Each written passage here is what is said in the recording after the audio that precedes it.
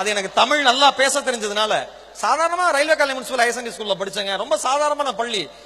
11வது வரைக்கும் கிட்டத்தட்ட தூக்குச்சட்டியில தான் நான் சாப்பாடு கொண்டு போயிருக்கேன். என் ஃப்ரெண்ட்ஸ் எல்லாம் கிண்டல் பண்ணுவாங்க, என்னடா தூக்குச்சட்டியில சாப்பாடு கொண்டு வரேன்னு. டேய், சாப்பாடு இருக்கேன்னு எனக்கு சந்தோஷம், அது எதுல வருதுன்னு எனக்கு வருத்தமே கிடையாதுன்னு நான். அதனால நீங்க எதை பத்தியுமே கவலைப்படாதீங்க நண்பா. உங்க தலைமுறையில நீங்க வாழ்ந்து, நான் பெருமையா சொல்லுவேன், நான் சம்பாதிச்ச எங்க அப்பா அம்மா கார் வாங்கி கொடுத்தேன், நான் சம்பாதிச்ச எங்க அப்பா அம்மாக்கு வீடு வாங்கி கொடுத்தேன். ஒரு தாய் தந்தையரின் முகத்தில் தன்னுடைய குழந்தைகள் நன்றாக இருக்கிறது என்கிற சிரிப்பு மாதிரி ஒரு உலகத்துல மகிழ்ச்சி எதுவுமே இல்லை. ஒரு சின்ன விஷயம் சொல்றேன், 2 பேரை நீங்க வாழ்க்கையில ஏமாத்த ட்ரை பண்ணாதீங்க. என்னோட எக்ஸ்பீரியன்ஸ்ல சொல்றேன். அம்மா அப்பா, வழக்கமா அம்மாவோட அன்பு எல்லாருக்குமே தெரியும்.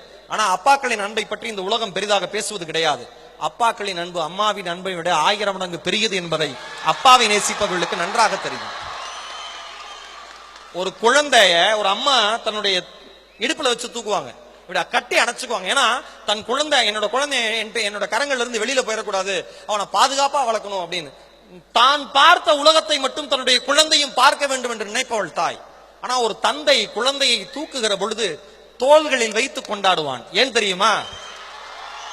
தான் பார்க்காத உலகத்தை கூட என் குழந்தை பார்க்க வேண்டும் என்று நினைப்பவன் தந்தை. அம்மா வாழ்க்கை முழுக்க நமக்காகவே தேஞ்சு தேஞ்சு தேஞ்சு தேஞ்சு காஞ்சு ஓஞ்சு போன ஒரு உடம்பு. தாய்க்கும் தந்தைக்கும் தயவு செய்து ஏமாத்தணும்னு நினைக்காதீங்க. அந்த 2 பேரையும் அவங்கள்ட்ட போய் சொல்லணும்னு நினைக்காதீங்க. இன்னொன்னு ஆசிரியர்கள், தாய் தந்தை ஆசிரியர்களை மறந்த எந்த மாணவனும் வாழ்க்கையில சாதனையானதா மாறினதே இல்லை. நம்ம படிக்கிறப்ப நிறைய கிண்டல் பண்ணுவோம் நம்ம டீச்சர்ஸ், அவங்களுக்கு அதுவும் தெரியும். ஆனா அதை அவங்க என்ஜாய் பண்ணுவாங்க. அது ஒரு லிமிட் வரைக்கும் தான். அதை நீங்க நல்லா அவங்க எல்லாருக்குமே தெரியும் நினைக்கிறேன்.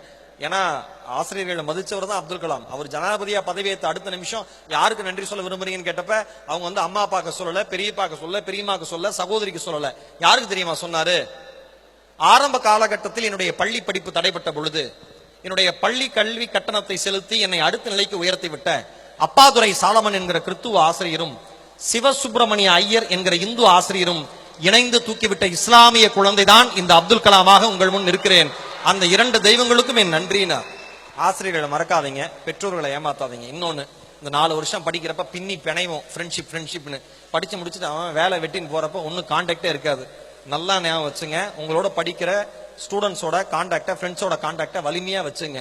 ஏன்னா உங்களோட படிச்சவர் நாளைக்கு மிகப்பெரிய லெவல்ல இருக்கலாம், உங்களுக்கு சரியான பொசிஷன் வாழ்க்கையில கிடைக்காம இருக்கலாம். நீங்க உரிமையா போய் கேட்க முடியும். அவர் ஒரு சிஇஓ ஆயிட்டாரு, இன்னும் நீங்க கரெக்டான போஸ்டிங் போல, நண்பா நான் இன்னும் கஷ்டப்படுறேன்டா அப்படின்னா உங்களுக்காக உதவுகிற முதல் கையாக அந்த நண்பனுடைய கை மட்டும்தான் இருக்கும்.